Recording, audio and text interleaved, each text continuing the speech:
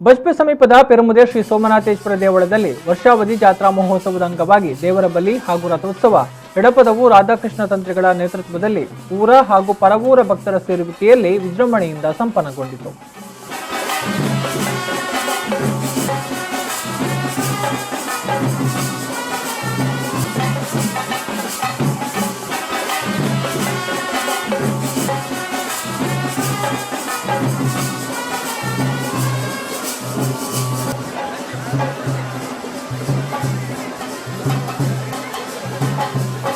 ಈ ಸಂದರ್ಭ ವ್ಯವಸ್ಥಾಪನಾ ಸಮಿತಿ ಸದಸ್ಯರು, ಊರಿನ ಹಿರಿಯರು ಹಾಗೂ ಗ್ರಾಮಸ್ಥರು ಉಪಸ್ಥಿತರಿದ್ದರು.